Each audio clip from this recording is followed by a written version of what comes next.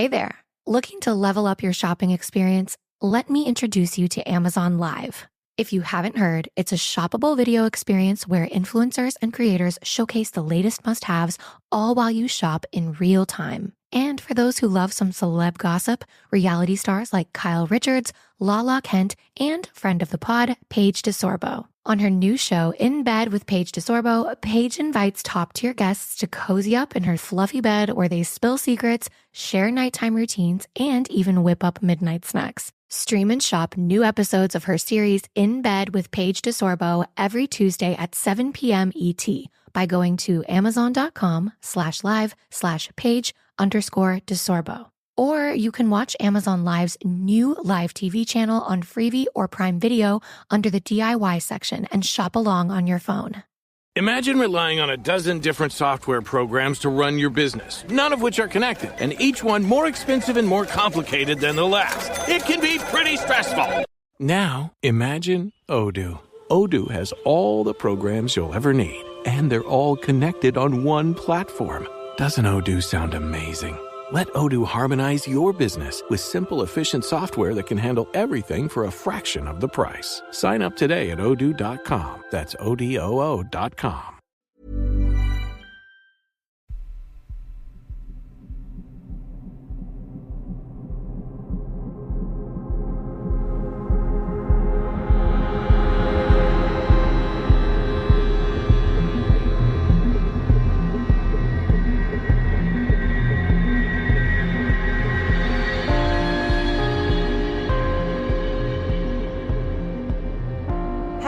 Welcome to 31 Days of Terror, day number 4, and I have 3 spooky stories for you today, and the last story comes from the 24th of August 2024, and story number 1 comes from David.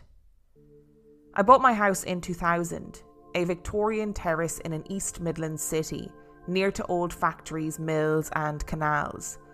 So safe to say this was a worker's house. Everyone that visited said that the house had a good feeling, a nice vibe.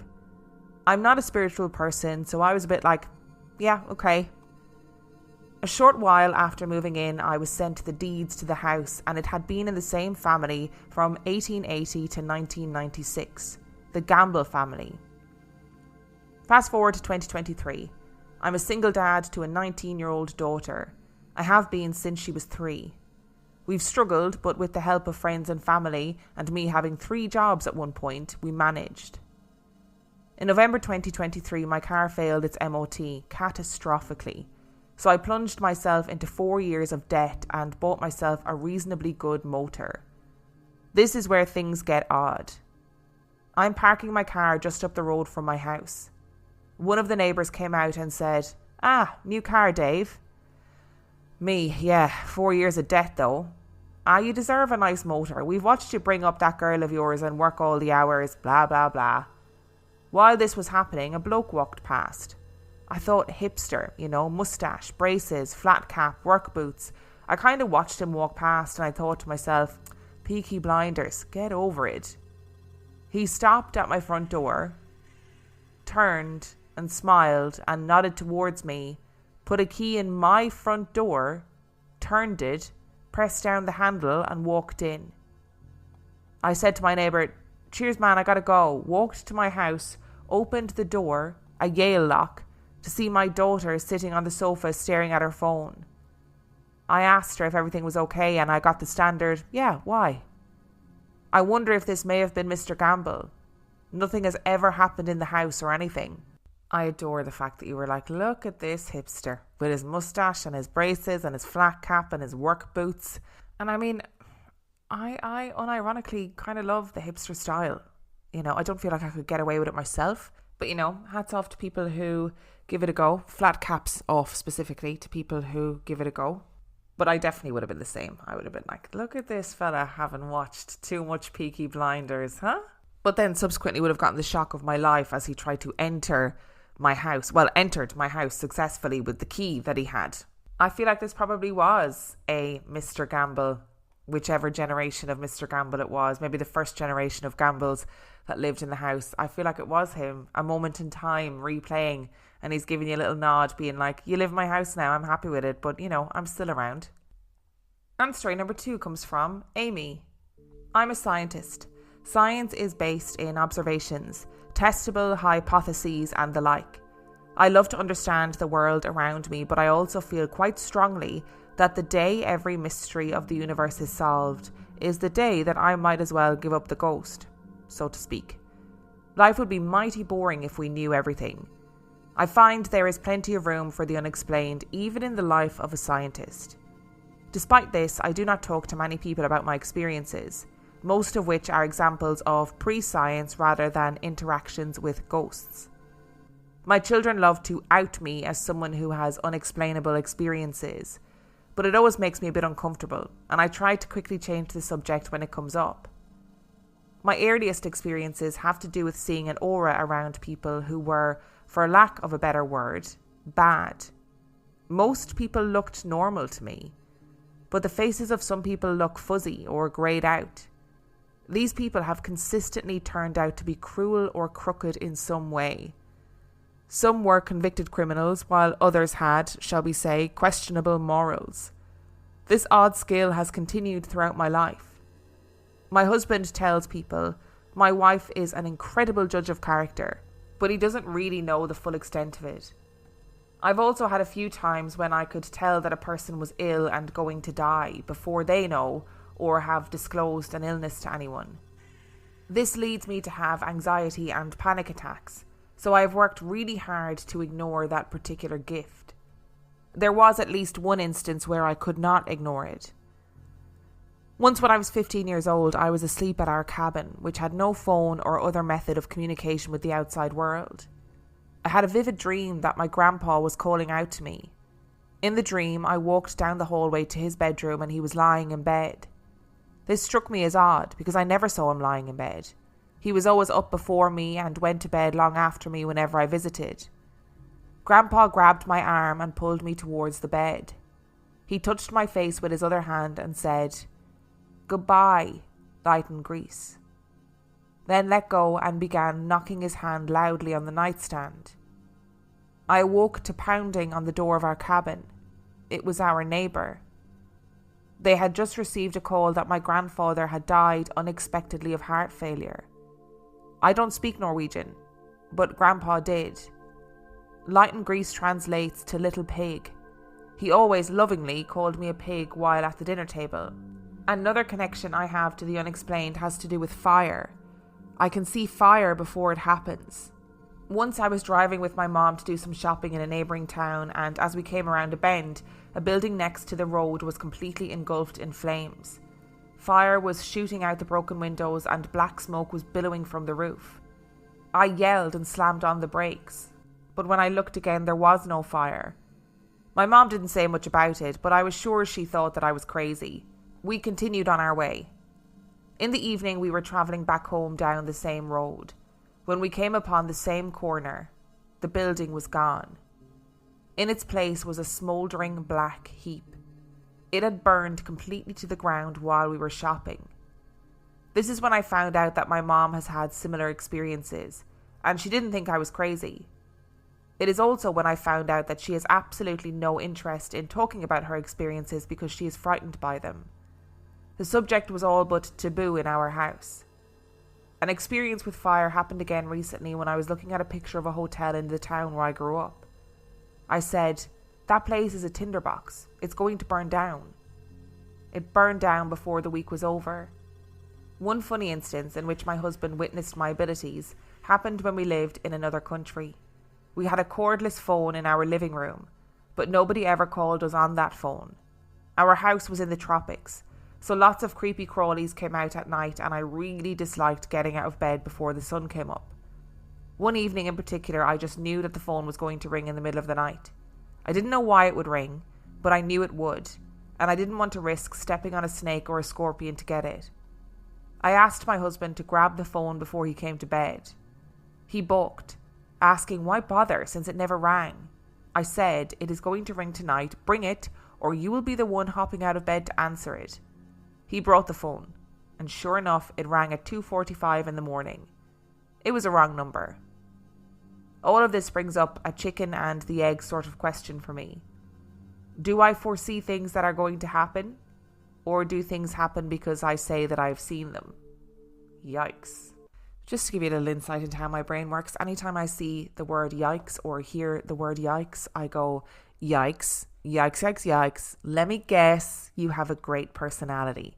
Which is from Emperor's New Groove, which is probably my favourite Disney film ever made. It's so good. So yeah, every time I see yikes, I do the little line in my head every single time. I love it when scientists write in, when scientists are like, look, I love science, I love facts, I love logic, but you know what? Weird shit happens too. I think it's really interesting that you see this sort of aura in people who turn out to be bad. Like their faces get fuzzy or greyed out. And I'm really curious, like, is this an instantaneous one-off thing where you meet them and their face looks fuzzy and greyed out? Or does it continue across the period of time that you know them for? But what a powerful thing either way. To be, as your husband says, you know, an incredible judge of character as far as outside people are aware. I mean, that side of the gift, I'd imagine, is particularly helpful. But the health side of the gift, I'd be like you. I'd be trying really hard to ignore that. I don't want to know if people are really sick. I don't want to know if people are going to die. All right? Just let it be a big surprise for me. How terrifying to be 15 years old, have this dream about your granddad, and then wake up and find out that he had died unexpectedly of heart failure. Like, that would be absolutely terrifying for anybody, let alone a 15-year-old. And again, I think the fire one is pretty handy. Like, it's not great. Fire is, you know, incredibly destructive and terrible and all of those things. But how great to be able to predict it in some way. And it's interesting that your mom had these same gifts. You know, we talk often about how these things are generational. They get passed down from mother to daughter, etc., etc. And it is most often women. It's, you know, men having these abilities passed down from their parents happens, but not as regularly as it seems to happen with women. And also, you know, when the phone rang at 2:45 in the morning after getting your husband to go and get the phone and him being like, why? It never rings. Please tell me you were just there really smugly looking at him being like, I don't want to say I told you so. So I'm not going to say it. I'm just not going to say it, you know? To make switching to the new Boost Mobile risk-free, we're offering a 30-day money-back guarantee. So why wouldn't you switch from Verizon or T-Mobile? Because you have nothing to lose. Boost Mobile is offering a 30-day money-back guarantee. No, I asked why wouldn't you switch from Verizon or T-Mobile? Oh. Wouldn't. Because you love wasting money as a way to punish yourself because your mother never showed you enough love as a child? Whoa. Easy there. Yeah. Applies to online activations. Requires port in and auto pay. Customers activating in stores may be charged non-refundable activation fees. Hey there. Looking to level up your shopping experience? Let me introduce you to Amazon Live. If you haven't heard, it's a shoppable video experience where influencers and creators showcase the latest must-haves all while you shop in real time. And for those who love some celeb gossip, reality stars like Kyle Richards, Lala Kent, and friend of the pod, Paige DeSorbo. On her new show, In Bed with Paige DeSorbo, Paige invites top-tier guests to cozy up in her fluffy bed where they spill secrets, share nighttime routines, and even whip up midnight snacks. Stream and shop new episodes of her series In Bed with Paige DeSorbo every Tuesday at 7 p.m. ET by going to amazon.com/live/Paige_DeSorbo. Or you can watch Amazon Live's new live TV channel on Freevee or Prime Video under the DIY section and shop along on your phone. When it comes to weight loss, no two people are the same. That's why Noom builds personalized plans based on your unique psychology and biology. Take Brittany. After years of unsustainable diets, Noom helped her lose 20 pounds and keep it off. I was definitely in a yo-yo cycle for years of just losing weight, gaining weight, and it was exhausting. And Stephanie. She's a former D1 athlete who knew she couldn't outtrain her diet, and she lost 38 pounds. My relationship to food before Noom was never consistent. And Evan, he can't stand salads, but he still lost 50 pounds with Noom. I never really was a salad guy. That's just not who I am. Even through the pickiness, Noom taught me that building better habits builds a healthier lifestyle. I'm not doing this to get to a number. I'm doing this to feel better. Get your personalized plan today at Noom.com. Real Noom users compensated to provide their story. In 4 weeks, the typical Noom user can expect to lose 1 to 2 pounds per week. Individual results may vary. Bombas makes the most comfortable socks, underwear, and T-shirts. Warning, Bombas are so absurdly comfortable you may throw out all your other clothes. Sorry, do we legally have to say that? No, this is just how I talk, and I really love my Bombas. They do feel that good. And they do good, too. One item purchased equals one item donated. To feel good and do good, go to bombas.com/ACAST and use code ACAST for 20% off your first purchase. That's BOMBAS.com/ACAST and use code ACAST at checkout. And our final story today comes from Elizabeth.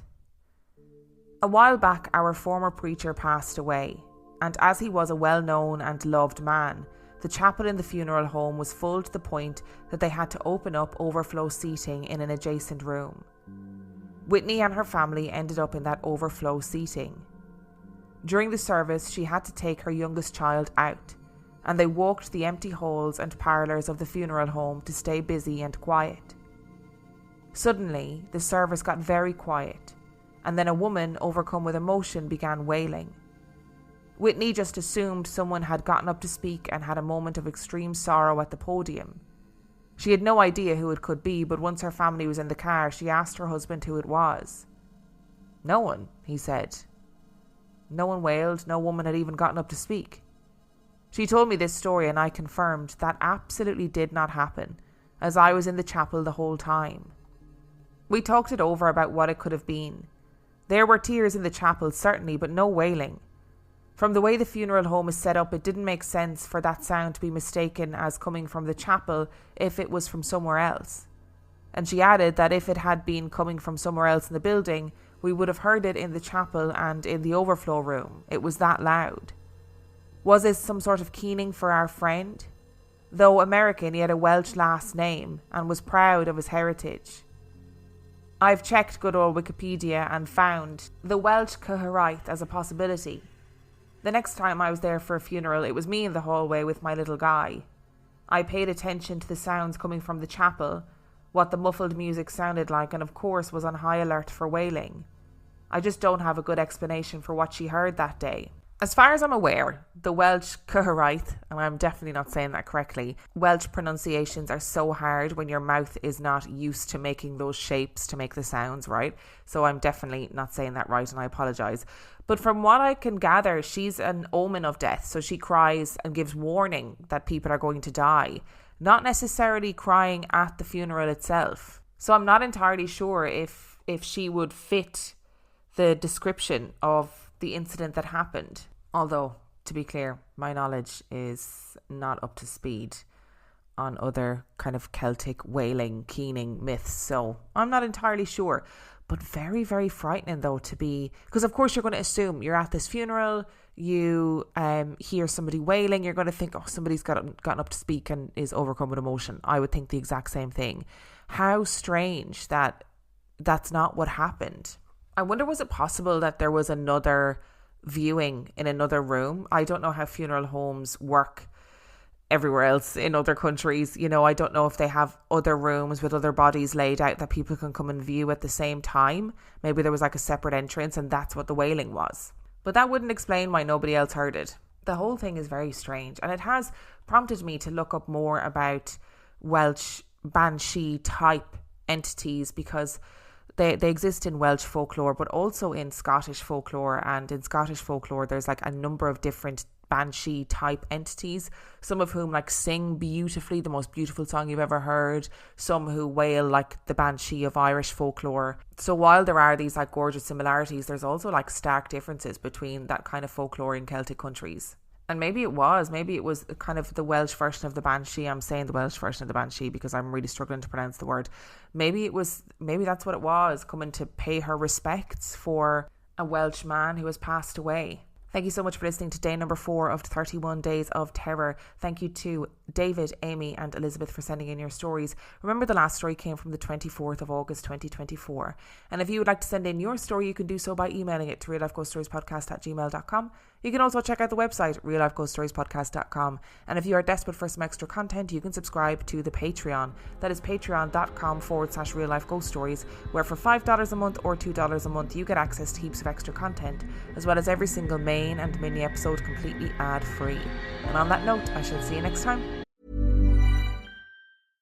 Hey there. Looking to level up your shopping experience? Let me introduce you to Amazon Live. If you haven't heard, it's a shoppable video experience where influencers and creators showcase the latest must-haves all while you shop in real time. And for those who love some celeb gossip, reality stars like Kyle Richards, Lala Kent, and friend of the pod, Paige DeSorbo. On her new show, In Bed with Paige DeSorbo, Paige invites top-tier guests to cozy up in her fluffy bed where they spill secrets, share nighttime routines, and even whip up midnight snacks. Stream and shop new episodes of her series In Bed with Paige DeSorbo every Tuesday at 7 p.m. ET by going to amazon.com/live/Paige_DeSorbo. Or you can watch Amazon Live's new live TV channel on Freevee or Prime Video under the DIY section and shop along on your phone.